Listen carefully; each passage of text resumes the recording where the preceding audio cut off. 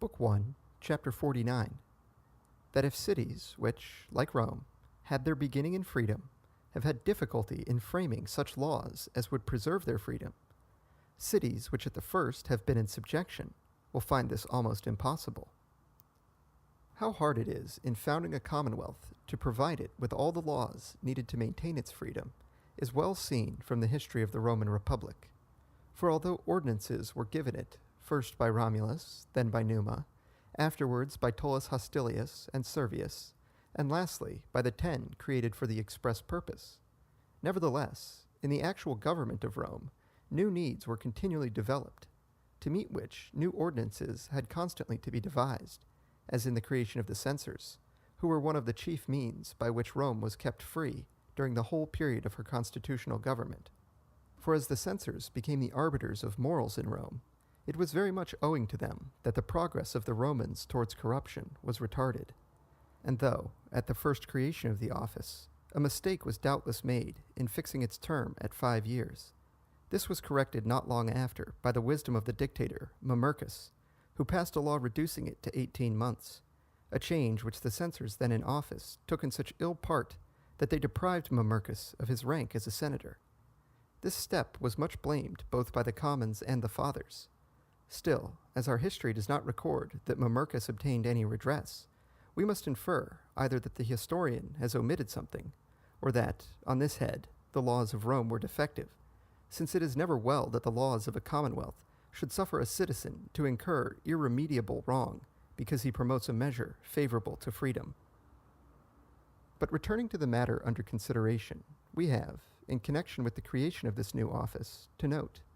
that if those cities which, as was the case with Rome, have had their beginning in freedom, and have by themselves maintained that freedom, have experienced great difficulty in framing good laws for the preservation of their liberties, it is little to be wondered at that cities which at the first were dependent should find it not difficult merely, but impossible so to shape their ordinances as to enable them to live free and undisturbed. This difficulty we see to have arisen in the case of Florence, which, being subject at first to the power of Rome, and subsequently to that of other rulers, remained long in servitude, taking no thought for herself, and even afterwards, when she could breathe more freely and began to frame her own laws, these, since they were blended with ancient ordinances which were bad, could not themselves be good, and thus, for the 200 years of which we have trustworthy record, our city has gone on patching her institutions, without ever possessing a government in respect of which she could truly be termed a commonwealth. The difficulties which have been felt in Florence are the same as have been felt in all cities which have had a like origin, and although, repeatedly by the free and public votes of her citizens, ample authority has been given to a few of their number to reform her constitution, no alteration of general utility has ever been introduced, but only such as forwarded the interests of the party to which those commissioned to make changes belonged. This, instead of order, has occasioned the greatest disorder in our city. But to come to particulars, I say that among other matters which have to be considered by the founder of a commonwealth, is the question into whose hands should be committed the power of life and death over its citizens. This was well seen to in Rome, where, as a rule, there was a right of appeal to the people, but where, on any urgent case arising in which it might have been dangerous to delay the execution of a judicial sentence, recourse could be had to a dictator, with powers to execute justice at once, a remedy, however, never resorted to, save in cases of extremity.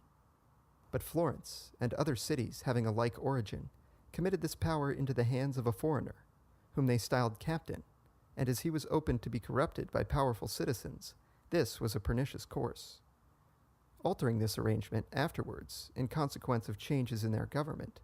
they appointed 8 citizens to discharge the office of captain.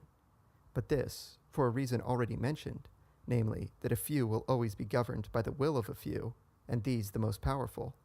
was a change from bad to worse. The city of Venice has guarded herself against a like danger,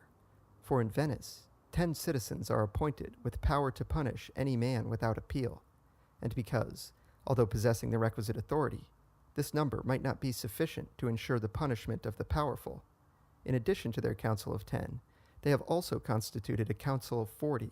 and have further provided that the council of the Pregai, which is their supreme council, shall have authority to chastise powerful offenders, so that, unless an accuser be wanting, a tribunal is never wanting in Venice to keep powerful citizens in check. But when we see how in Rome, with ordinances of her own imposing, and with so many and so wise legislators, fresh occasion arose from day to day for framing new laws favorable to freedom, it is not to be wondered at that, in other cities less happy in their beginnings, difficulties should have sprung up which no ordinances could remedy.